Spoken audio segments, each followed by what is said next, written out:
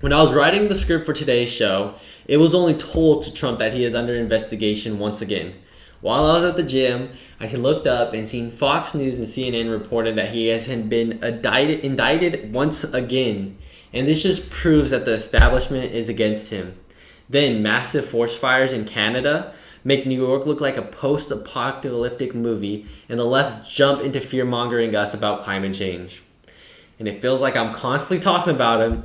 Gavin Newsom proposes a 28th Amendment, completely infringing on our Second Amendment rights. Then lastly, a OnlyFans model goes on Piers Morgan and proves how feminism and the sexual revolution has destroyed us as a society. I'm Solo, this is the Solo Show. So, when I was writing this earlier, I was going to read this Politico article saying titled Trump notified that he is the target of an ongoing criminal investigation. In this article it says, let me take a drink of water real quick. Federal prosecutors have notified former President Donald Trump in a letter that he is the target of a criminal investigation, according to a person familiar with the matter. That notification is the clearest signal yet that Special Counsel Jack Smith is on the verge of charging decision in his probe of the former president. Trump is under investigation for concealing reams of classified documents at his private estate and orchestrating a scheme to prevent federal authorities from finding them. A spokesperson for Smith's office declined to comment.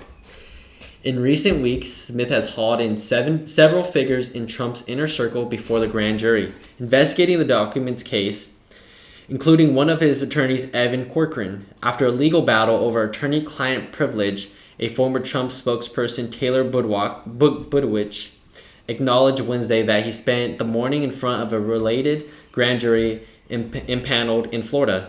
The recent moves have signaled that Smith's probe was nearing a likely charging decision, which now appears days, if not hours away. The letter to Trump is yet another indication the Justice Department's manual provides that prosecutors may send a target letter to those who are likely to be charged in connection with a grand jury probe, giving them an opportunity to testify before an indictment comes down. Prosecutors consider a target person for whom there is substantial evidence linking him or her to the commission of a crime and who, in the judgment of the prosecutor, is a putative defendant. Then we have Donald Trump. He goes on Truth Social. And let me pull this up real quick. Claiming he's innocent. He's saying that the Joe Biden's administration, let me see if I can find it. The corrupt Biden administration has informed my attorneys that I have been indicted seemingly over boxes hoax. And even though Joe Biden has 1,850 boxes at the University of Delaware, additional boxes in Chinatown, D.C., and even more boxes at his University of Pennsylvania, and documents strewn all over his garage floor where he parks his Corvette, which is secured by only a garage door that is paper thin and open much of the time. He then goes on to claim that the Biden administration is trying to get somebody from his attorney camp. Let me pull this up now. A dishonest DOJ prosecutor offered a witness lawyer an important judgeship in the Biden administration if his client flips on the president, who has done nothing wrong. The highly respected lawyer was incensed and disgusted at this corrupt and illegal offer. The fake case against me must be immediately dropped, and the Inspector General should launch an investigation into this and to the many other all too obvious wrongdoings and crimes taking place at the DOJ and the FBI. So what Donald Trump is accusing the Biden administration of doing is promising a spot in the White House for a lawyer if one of his clients flips and lies on stand to put Donald Trump behind bars.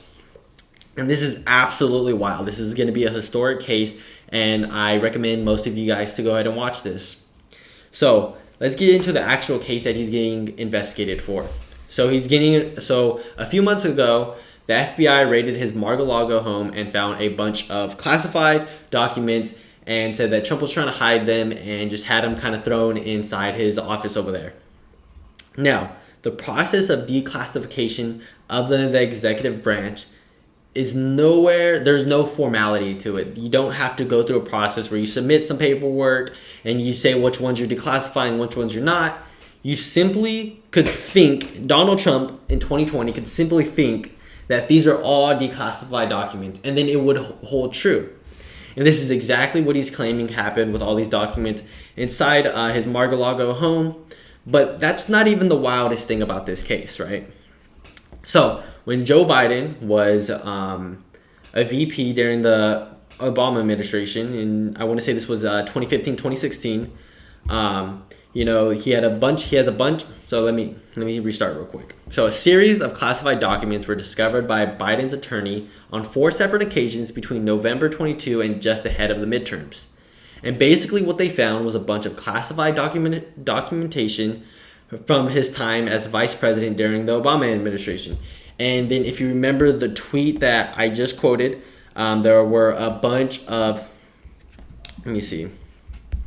Basically, it was a bunch of documents found in his home in Washington, D.C. They were basically right next to his Corvette, and then a bunch in his office at a university that he was teaching at. And this is absolutely insane because what happened during that in 2022? Nothing happened to Joe Biden. It was because he gave them over very easily. He's not being charged with the mishandling of classified documents.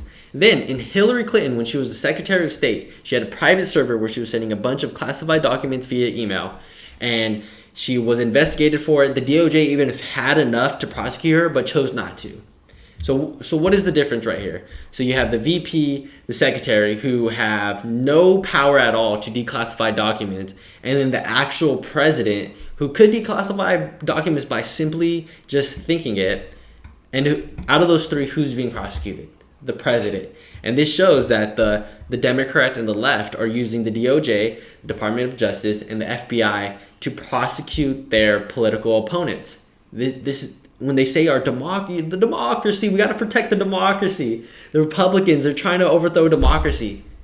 This is a scenario of actually trying to turn over democracy. It is actually insane. I highly recommend everybody to keep up with the case. I'll obviously be reporting it here. And then in New York, we have a post-apocalyptic scene with the whole city a burnt orange color. Now, this is because in Canada, I guess they're having a bunch of wildfires, and over 8 million acres have burned so far. And then you have climate activists automatically blaming climate change. You have Bernie Sanders writing or tweeting, "I hope my colleagues in Washington," that's my Bernie Sanders impression, "are breathing in the air and finally waking up to the reality, and that if we don't act boldly to address climate change, we won't be leaving much of a planet for future generations." All we're missing here is Greta Thunberg yelling, "How dare you!" The left does this anytime during a natural disaster. If it's raining a lot, it's climate change. If there's hurricanes and it's hurricane season, it's climate change. If it's super hot outside during the summertime, it's climate change. They're constantly trying to fear-monger us into believing that climate change is something that's going to be destroying our planet in the next 2-3 years. Wildfires have always been around since history has begun. And if we're blaming large wildfires on the pollution and global warming, and then we could just take a look back in history, right? If the wildfires that are happening today are because of how much pollution we're putting into the air, then how about in 2003, right? The Siberian taiga fires burnt 55 million acres in Russia. What is this? 8 more times than the Canada fires now. Is that to blame climate change as well? No, this is something that happens constantly. So some might say 2003, yeah, climate change was still happening then. That was kind of the change from that we're going through an ice age to now it's global warming. Okay, how about in 1919, the Australian bushfires burning 42 million acres? Was that also climate change and because of the pollution and the emissions we're emitting as a country? No, this is something that has been happening forever in the history of time. This shows that climate does change and that the hysteria that we need to get rid of all fossil fuels because the world is going to get destroyed is simply manufactured by the left. They were just fear-mongering you guys. Come on. We just got to look back into history and we see a lot. So, staying on the topics of crazy leftists, Gavin Newsom proposes a 28th Amendment.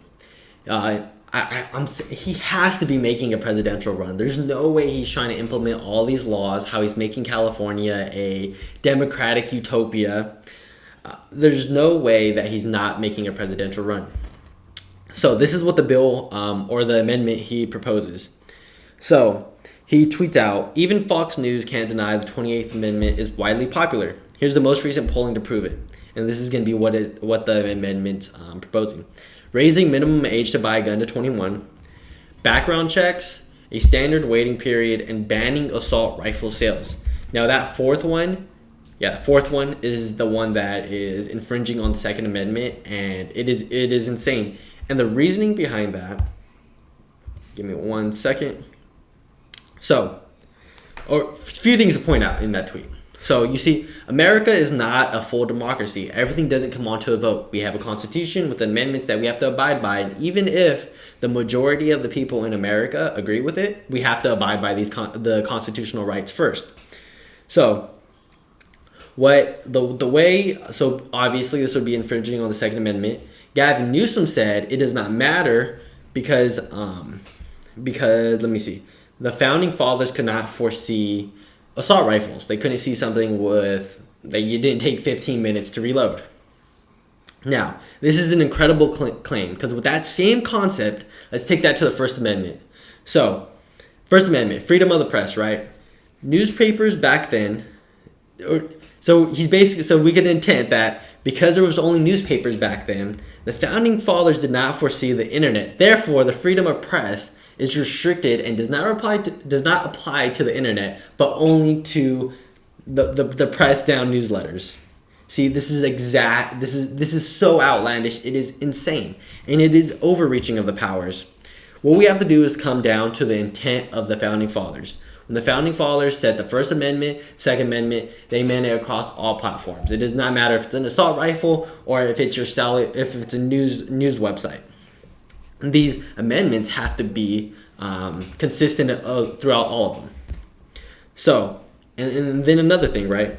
Gun control does not actually work. California has the most strictest gun laws in the country. Are they the safest? No, not even close. Most people are moving out of California because of how dangerous it is.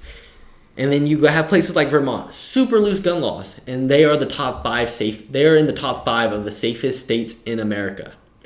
That goes down to a bigger idea or a bigger problem rather than that gun violence is more than guns. America's biggest cities are the most dangerous, and that's where we have to go down. We have to see what are causing these people to commit these crimes, not what weapons are these guys using, because if we outlaw them, these criminals who break these laws are going to all of a sudden follow them. No, these are criminals, they're going to break laws, and if you ban guns, if you restrict guns, you're only keeping them out of law-abiding citizens' hands. So again, we must focus on the underlying reason of violence, and in America, not guns. All right, let's see, we got one more thing. So next up, we have an OnlyFans model who goes on Piers Morgan and talks about her career. And, I really wish I knew how to edit and was able to kind of show you like a little pop-up right here of the video so we kind of take a look at it together, then discuss it. It would make it flow a little bit more better and visually more appealing.